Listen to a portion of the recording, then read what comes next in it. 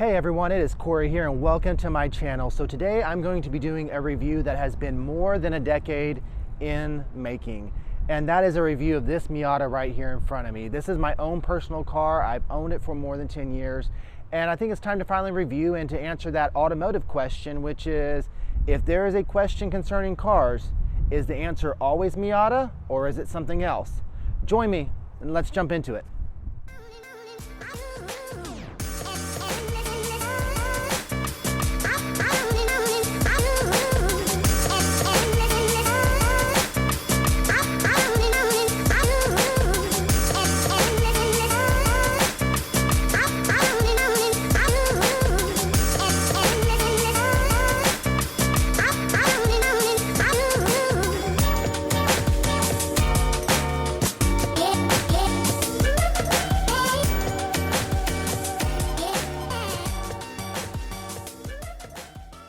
Alright, so let's go ahead and start with the outside of it. So you will see that it's pretty much 100% stock car.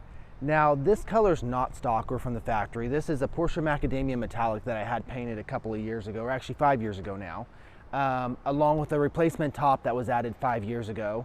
I went ahead, whenever I bought this car more than a decade ago, switched out the rims. It originally came with a sport rim, which was a 5-spoke kind of a twist rim. And I preferred these rims because they were a little more British looking, a little more Aston Martin looking. And so I went ahead and fitted the car with these.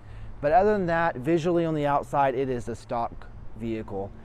Mechanically, it is also 100% stock, exactly the way it came from the factory. I've made no modifications over the past decade plus, and it is a manual 5-speed with limited slip differential, which was part of the sport package. Along with them, I believe it had Bullstein shocks on it as well and a slightly lower ride height. So basically 100% stock, and that is what I'll be reviewing today. All right, so let's talk about the inside of the car. So just like the exterior and mechanically, it is pretty much stock in here. I've made a few modifications over the years, and let's talk about those. So upgraded the radio with this Sony unit a couple of years ago. I wanted Apple CarPlay, and this was the best option for me. It actually has worked out really, really well. The seats that you see here, of course, are not stock. The seats themselves are stock. The actual fabric is not. The owner before me apparently had an animal that did a pretty good job of actually damaging all the seat fabric inside the car, even though other areas of the car were not damaged.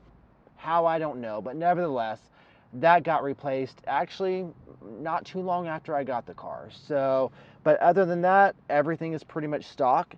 There are some really, really difficult items inside this car to live with, and I'm not going to lie. One of it is the placement of the cup holders.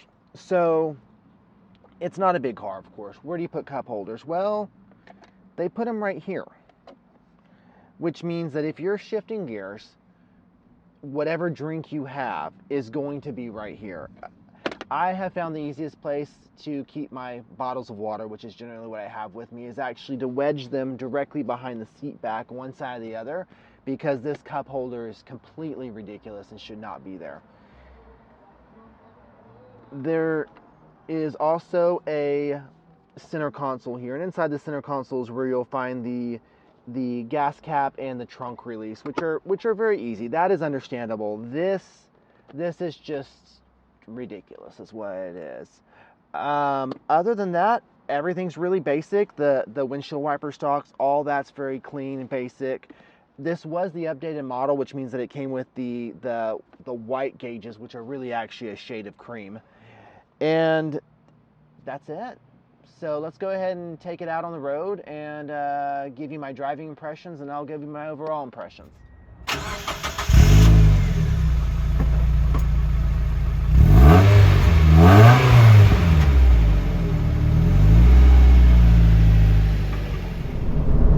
Alright, so here we are driving the Miata, and well, what can I say about it that hasn't already been said? Not much. But I will say this. Everything that's been said about it is probably true. The riders, the automotive reviewers, everybody who sampled this car when it came out, and everybody who has commented in the past 20 years on this car, they're probably right. It truly is the most communicative car I've ever driven. feels like an extension of like my person. If I think about turning, or it just happens. I don't even have to think about shifting anymore after 10 years or 11 years of ownership. Everything is just so unbelievably smooth, so unbelievably telepathic, if you will. Now, it's not to say there aren't some flaws. Obviously, it's not a big car, and somebody who's of my size, which is 6 foot, doesn't fit in here necessarily the best, but nevertheless, it doesn't take the joy out of driving. This car reminds you why driving can be and should be a joy.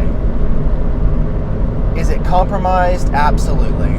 It's probably a bit too distilled for most people's taste, but sometimes you need that distilled. Sometimes you need that shot of tequila, and that's exactly what this is. All right, so after a decade of ownership, here is my final take. Is Miata the answer to every automotive question? Absolutely not. But it does answer a lot of questions that do get asked in the automotive world. Would I recommend somebody buying one of these? Absolutely. I think that everybody at some point should experience an open top two-seater, and it may not be a Miata like this. It may be an Audi TT Roadster or a Porsche Boxster or a Mercedes SLK, but you need to experience what this feels like, the absolute connection with the sky while driving and the wind in your hair. You need to experience all those. And so yes, I would totally recommend somebody purchasing this, and it may only be for a brief time in your life. It may only be for 6 months or a year, or maybe a decade, right? But I would highly recommend it, just like I would recommend maybe buying a Jeep Wrangler or a true 4x4 at some point in your life. Try buying a Roadster. I think it'll open up your eyes to the fact that driving can actually be fun, something that increasingly, especially in the electrified world, driving's not going to be fun in the decades going forwards, but this here, a car from 20 years ago, this is still fun. So go buy yourself a Roadster. Until next time, I'll see y'all later.